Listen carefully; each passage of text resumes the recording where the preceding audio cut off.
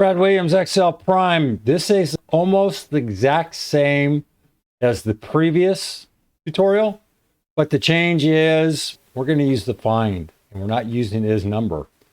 Well, because we're not looking for a count. We're looking for a single character, and we can use find to do that. Locates the position of text within a cell, case sensitive. Here, we're just using characters, and the count function will just count if there's any attempt to insert a character. Here's the formula: count, find, activity. Activity, name range. Here's your name range. Here's our input, and we're just looking at B5. If you attempt to put any of these characters in there, this will trigger the alert. It has to equal 0. Otherwise, it will trigger the alert. Why don't we have to use is number? We're not restricting numbers. You can put a number in here, and that's valid. Count will only trigger if it doesn't pick up a number. It's going to note this as 0. If we insert a number here, it doesn't invalidate this. Again, if we attempt to put in a number, it's not a big deal. But if we attempt to put in the character, it's going to trigger. Let's see how this thing works.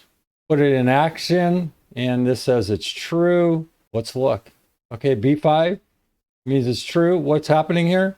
Within text, F5, F9, drilling, activity, text, F9. Not a big deal. Find text. Where? Within text. Okay. We're trying to find, we're going to find activity. What's activity? D5 to D11. Where? B5. Well, look at how this is structured. F9.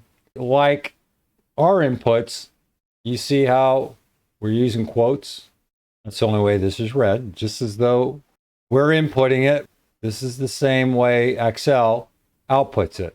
Find, you see any of this in B5? Let's look at B5. B5, within text, F9, drilling.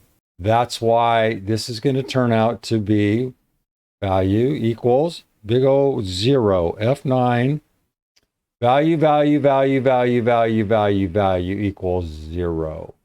So why don't we have unary and all that other stuff? It's count, F9. F9 is just looking for true or false. Okay. Are you kidding me, Brad? Yeah, I'm not kidding. Count cells that contain a number. Well, you asked for it to turn true. Well, I did. How? Well, we put this in front here. And you see here where it says 0. You know, if you put a 0 here, you're going to change that over and force it to put true or false. That's why we're getting the 0, because we asked for the 0. Go back, see true or either way.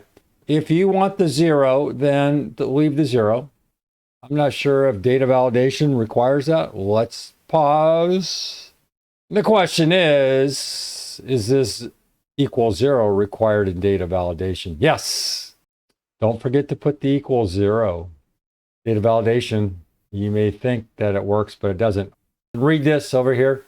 In the last paragraph, this pretty much covers what you need to know. It's what I just translated, but my writing might be better than my talking right now. Brad Williams, XL Prime.